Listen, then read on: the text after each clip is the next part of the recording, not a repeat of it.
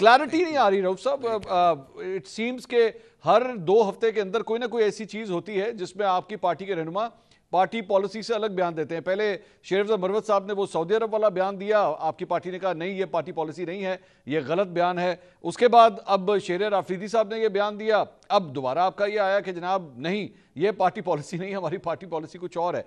Can you first of all explain कि actually party policy मुज़ाकरात के हवाले से क्या है?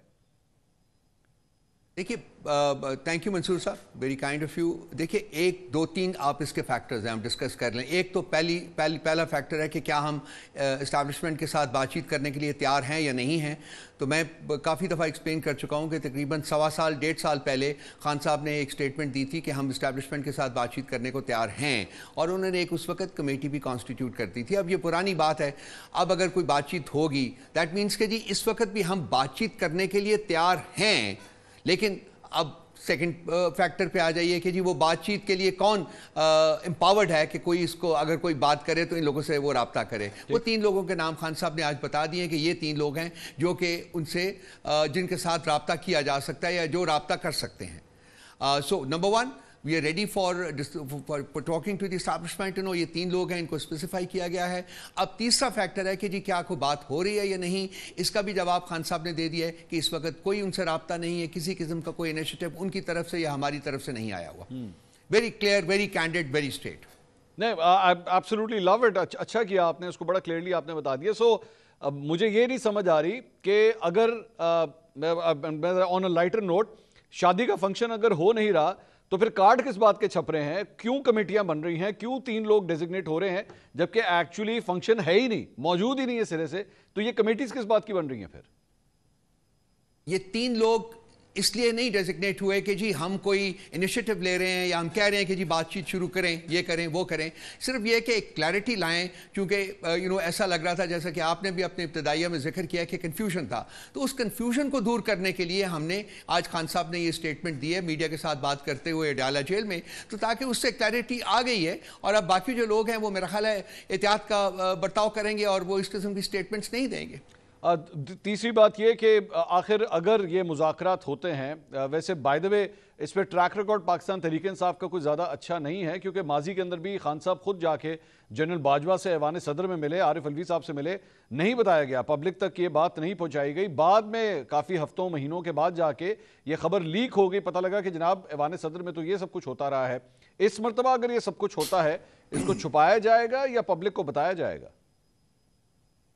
ये परसों मेरा ख्याल खान साहब ने गए थे, हम लोग जब उनसे मुलाकात हुई तो उन्होंने खुद एक स्टेटमेंट दी थी जो कि मेरा ख्याल मीडिया में पब्लिश भी हुई है। मंसूर साहब, उन्होंने कहा है कि जी मुज़ाकरात जब होएं, हम मुज़ाकरात कोई डील करने के लिए नहीं करेंगे, मुज़ाकरात होंगे कुछ बेसिक्स जो हैं वो सेटल करने के लिए, और एज एंड व्हेन जब भी कभी इस किस्म का कोई कांटेक्ट हुआ या कोई मुज़ाकरात हुए, मैं खुद उसको पब्लिक में स्टेट करूंगा, पब्लिक में लेके आऊंगा, हम इसको छुप के नहीं करेंगे।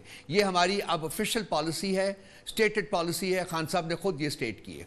तो सर ये मुज़ाकरात फिर किस चीज़ पे होंगे? अगर ये कोई डील नहीं होगी तो इसका मतलब फ्रेम क्या होगा जिसके अंदर ये गुफ्तगू होगी?